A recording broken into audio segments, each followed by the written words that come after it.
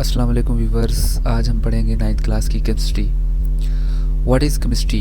Chemistry is science which deal with properties, composition and structure of substances. Chemistry एक science है जिसमें हम study करते हैं प्रॉपर्टीज़ को, कंपोजिशन को एंड स्ट्रक्चर ऑफ सब्सटेंस। किसी भी चीज़ की क्या प्रॉपर्टीज़ हैं, उस चीज़ की क्या कंपोजिशन है, उसका क्या स्ट्रक्चर है, इसको हम केमिस्ट्री में स्टडी करते हैं। It also studies the physical and chemical changes in matter. इसमें हम फिजिकल एंड केमिकल चेंजेस को भी स्टडी करते हैं। ये फिजिकल चेंजेस कौन सी होती हैं? फिजिकल चेंजेस का मतलब है कि अगर हमारे पास कोई लिक्विड है, वाटर है, वाटर का टेम्परेचर लो करें तो वाटर फ्रीज हो जाता है। अगर वाटर को हीट प्रोवाइड करें तो वाटर कन्वर्ट हो जाता है वेपर्स में। तो ये सारा का सारा उसका फिजिकल स्टेट चेंज हो रहा है। केमिकल चेंजेस का मतलब है हम किसी चीज़ की कंपोजिशन को ही चेंज कर दें। एंड लॉज और principal which govern these changes, और उन लॉज और प्रिंसिपल्स को स्टडी करते हैं जिनकी वजह से ये चेंजेस आती हैं। दूसरा जो हमारा पॉइंट है जो आज हमने स्टडी करना है वह है कंपोजिशन। कंपोजिशन क्या होती है? Composition represent finding out percentage of element and compounds in a sample of matter. Matter क्या होता है? कोई भी सब्सटेंस जिसका वजन हो, जो जगह घेरे, उसे हम मैटर कहते हैं।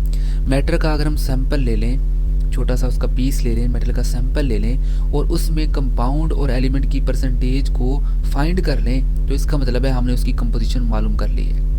मतलब उसमें एलिमेंट और कंपाउंड की परसेंटेज फाइंड करना कंपोजिशन कहलाता है। स्ट्रक्चर ऑफ मैटर का मतलब होता है arrangement of atom in matter, कि मैटर में एटम्स की क्या अरेंजमेंट है, एटम अपने आप को कैसे एटम ने अपने आप को अरेंज किया हुआ है, यह स्ट्रक्चर ऑफ मैटर। इसके बाद बहुत फिजिकल एंड केमिकल चेंजेस में भी brought about by interaction of energy. Matter को हम फिजिकली चेंज कर दें या केमिकली चेंज कर दें, उसके लिए एनर्जी की रिक्वायरमेंट होती है। दूसरा हमारे पास जो तीसरा कंसेप्ट है वो है branches of chemistry to understand, यानी कि हमने केमिस्ट्री को ब्रांचेस में क्यों डिवाइड किया है। तो अगर हम केमिस्ट्री को ब्रांचेस में ना डिवाइड करें, सारे ब्रांचेस को एक एक बुक में ऐड कर दें, तो उनको स्टडी करना, उनको समझना बहुत कम्प्लेक्स हो जाएगा, बहुत मुश्किल हो जाएगा। तो इसीलिए उस कम्प्लेक्स सब्जेक्ट ऑफ केमिस्ट्री को आसान करने के लिए, उसको समझने के लिए और स्पेसिफिक पॉइंट पर उसको फोकस करने के लिए हमने केमिस्ट्री को ब्रांचेस में क्यों डिवाइड किया है?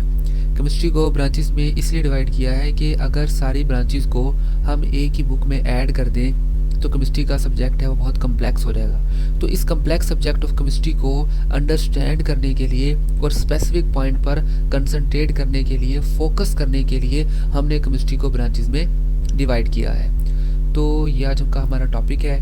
इसमें किसी किस्म की अगर आपको कन्फ्यूजन है आप कमेंट में पूछ सकते हैं। देखें, केमिस्ट्री मुश्किल नहीं है, केमिस्ट्री बहुत आसान है। अगर आप मेरे साथ रहेंगे तो मैं आपको सारी केमिस्ट्री बहुत ईजी तरीके से करवा दूंगा और इंशाल्लाह आप लोगों के फुल मार्क्स आएंगे।